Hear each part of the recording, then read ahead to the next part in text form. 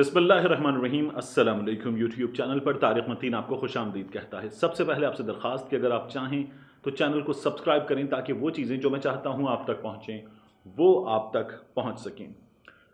वज़ीर आज़म इमरान खान साहब ने अहम ऐलान किया है और हुआ ये था कि हमारी अपोजिशन ये कह रही थी कि हुकूमत इस वक्त कोरोना वायरस के बढ़ते नंबर्स का बहाना बनाकर लॉकडाउन की तरफ जाएगी। हमारी मुहिम जिसमें हम जलसे कर रहे हैं, हम लोगों से राब्ता कर रहे हैं, हम अलग अलग जलसे करेंगे, पीडीएम के जलसों का फिर सिलसिला शुरू होगा। हुकूमत इस मुहिम से खौफजदा है, डर रही है। हुकूमत को डर यह है कि हम अवाम की ताकत से हुकूमत गिरा देंगे, इसलिए हुकूमत मुकम्मल लॉकडाउन की तरफ जाएगी ताकि हमारा रास्ता, हमारी मुहिम को रोका जा सके।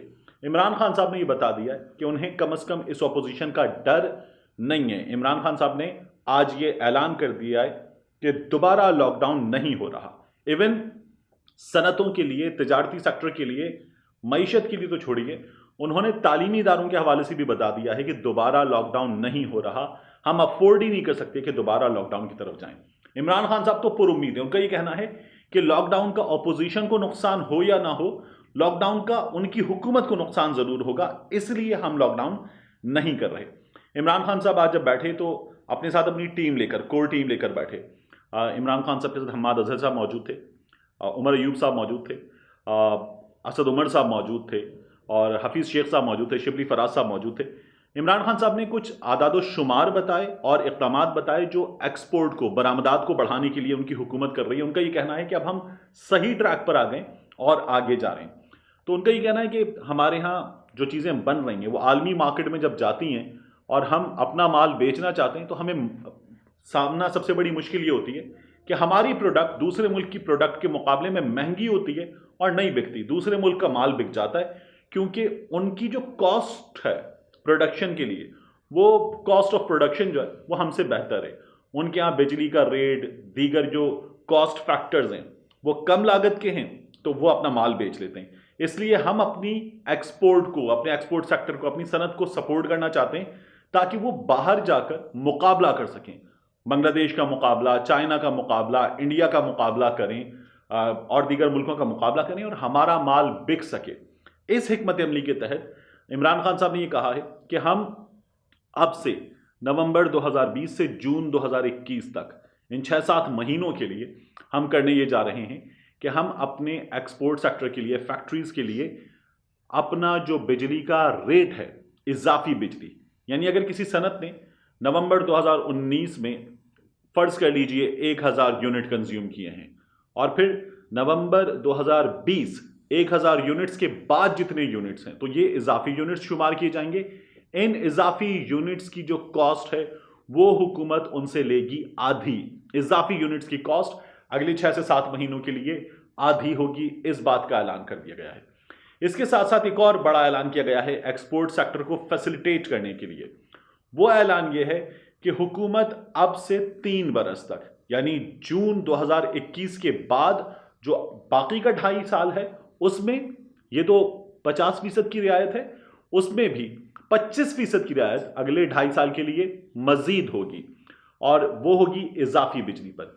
जितना बिल उससे पिछले महीने का, उस साल का होगा, उससे ऊपर जितने यूनिट्स होंगे वो यूनिट्स इजाफी बिजली शुमार करके उनकी टोटल कॉस्ट नहीं ली जाएगी, उन पर 25% डिस्काउंट मिलेगा। यह कदम उठाया गया है। काबीना से इसकी मंजूरी भी ले ली गई है।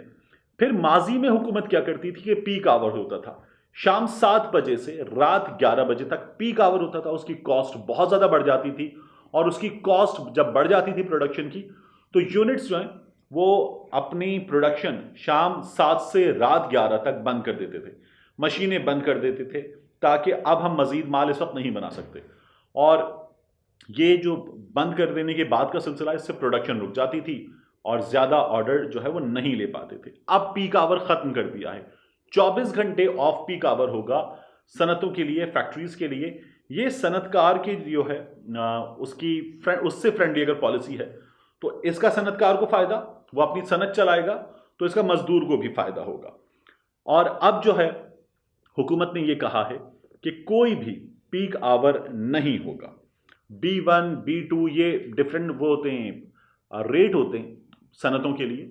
तो B1, B2, B3, B4, B5 इन सब तक बिजली का रेट जो है वो यूनिफॉर्म कर दिया गया है। हुकूमत ये कह रही है कि हमें बरामदात को और बढ़ाना है। इस वक्त जो है हमारी बरामदात पीक पर हैं, लेकिन हमें इससे आगे जाना है। वो चंद आवर्स, वो चंद घंटे जिनमें अगर यूनिट्स बंद होते भी हैं तो हमें उनको भी इस्तेमाल में लाना है, उनमें भी यूनिट्स को बंद नहीं होने देंगे हम। ये हमारी हिकमत अमली है। मैंने आपको बताया था 2 रोज पहले ब्लूमबर्ग की रिपोर्ट। ब्लूमबर्ग ये कहता है कि पाकिस्तान ने इमरान खान की जो हिकमत अमली थी कोविड के हवाले से, उस हिकमत अमली से फ़ायदा उठाया। हमने जल्दी लॉकडाउन की जो पाबंदियां थी उनको ईजी कर लिया था और उसके नतीजे में हमारी फैक्ट्रीज चल पड़ी। हमने चाइना का ऑर्डर हमारे पास आ गया, इंडिया का ऑर्डर हमारे पास आ गया, बांग्लादेश का ऑर्डर हमारे पास आ गया। बांग्लादेश ने अगर कुछ अरसे में 3.5% ग्रोथ अचीव की थी एक्सपोर्ट में, इंडिया ने 6% अचीव की थी, तो हमने इन दोनों को बीट करते हुए 7% की ग्रोथ जो है वो अचीव की थी। हम इनसे आगे रहे थे।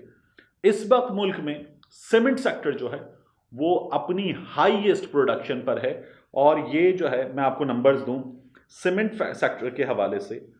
यहां पर आदादोशुमार बता रहे हैं कि अक्टूबर में, सिर्फ अक्टूबर में ये डिस्पैच 5.7 मिलियन टन तक पहुंचे।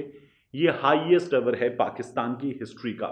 इसकी रीजन है ये जो वजीर आजम ने कंस्ट्रक्शन को इंडस्ट्री का दर्जा दिया और इसमें अब आसान लोन भी मिल रहे हैं, इसमें दीगर इंसेंटिव्स भी मिल रहे हैं, इसमें हुकूमत ने बहुत सारी चीज़ों की छूट दी है, इनकी कॉस्ट कम हुई है, तो इसलिए कंस्ट्रक्शन सेक्टर जो है वो चल पड़ा है। सीमेंट हमारे यहाँ बेतहाशा, न सिर्फ ये कि लोकली उसकी डिमांड है बल्कि एक्सपोर्ट भी हो रही है।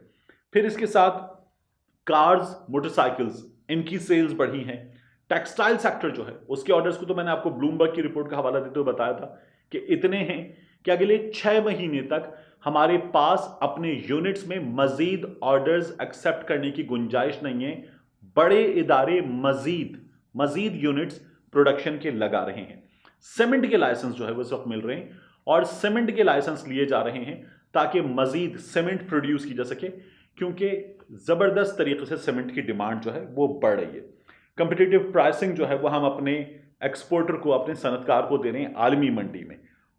पिछली हुकूमत ने बिजली के मुआहदे जो थे वो बहुत महंगे किए थे। आज भी ये बात बताई गई, मैंने पहले भी आपसे अर्ज किया, ये 24 रुपए का जो यूनिट है वो पिछली हुकूमत का मुआहदा था, सब्सिडी भी थी। अब हुकूमत ने जो मुआहदा किया है, यानी जो उन्होंने कई बरस पहले 24 का किया था, हुकूमत ने अब वो 6.5 रुपए मौजूदा हुकूमत ने उसका मुआहदा किया है। ये है हमारी इस वक्त डायरेक्शन और हुकूमत की इस वक्त डायरेक्शन। तो फैक्ट्रीज जो हैं वो प्रोडक्शन बेहतर से बेहतर करें, मैक्सिमम पर जाएं, ये नजर आ रहा है। कंस्ट्रक्शन से जुड़ी जो दीगर इंडस्ट्रीज हैं, उन इंडस्ट्रीज की अगर बात करें तो टाइल्स में इस वक्त मैं आपको बताऊं, मेरी गुज़श्ता कुछ दिनों में 2 पाकिस्तान के बड़े इदारों से जो लोकल टाइल मैन्युफैक्चरर्स हैं उनसे बात हुई। मैंने एक यूनिट का गुजरांवाला में इत्तेफाक हुआ, जाकर उसको देखा भी। 24/7 वो चल रहे हैं। वो अपने स्टाफ को ईद की छुट्टियां भी नहीं दे रहे। उनका जो HR है वो मैनेज करता है ईद की छुट्टियों में या तो ज़्यादा तनख्वाह पे और ज़्यादा रेट पे, वहाँ पर वेजेस पे लोगों को रोका जाए और ईद के मौके पर उनसे काम करवाया जाए, या फिर जो माइनॉरिटीज़ हैं उनके लोगों को इंसेंटिव दिया जाए और उनसे काम करवाया जाए। जो लोग ईद की छुट्टियों में हर हाल में जाना चाहते हैं वहाँ से फिल इन किया जाए और यूनिट बंद ना हो। ये इस वक्त हमारे जो टाइल प्रोडक्शन के यूनिट्स हैं उनका हाल है। सैनिटरी का इसी तरह से हाल है, क्योंकि कंस्ट्रक्शन बेतहाशा हो रही है और इसलिए टाइल्स, सैनिटरी, जो पाइप्स बनाने वाले इदारे हैं वो, इनके साथ जो बिजली के तार और आलात बनाने वाले इदारे हैं वो मैक्सिमम पे प्रोडक्शन दे रहे हैं और अब उन्हें मजीद ऑर्डर लेने के लिए अपने यूनिट्स को एक्सपेंड करना पड़ रहा है या नए यूनिट्स जो हैं वो उनको इरेक्ट करने की तरफ जा रहे हैं। ये है इस वक्त इस हुकूमत का हाल। और आप इसके साथ साथ देखिए कि स्टॉक मार्केट में अभी गुज़श्ता 2 से 3 रोज में जो मंदी आई थी, उस मंदी के नतीजे में ये कहा जा रहा था कि हुकूमत ने अपनी पॉलिसीज के नतीजे में, ये अपोजिशन के लोग कह रहे थे, सरमायाकारों के अरबों खरबों डुबो दिए। लेकिन आज तकरीबन 1400 से कुछ कम हमारी स्टॉक मार्केट जो है वो बढ़ी है। तो एक बार फिर इजाफा है और गुज़श्ता कुछ अरसे में स्टॉक मार्केट हमारी मुसलसल बेहतर परफॉर्म कर रही है। हमारी रिमिटेंसेस बढ़ रही हैं और आज के जो नंबर्स हैं इनमें हमारा डॉलर जो है वो 160 से नीचे आ गया है।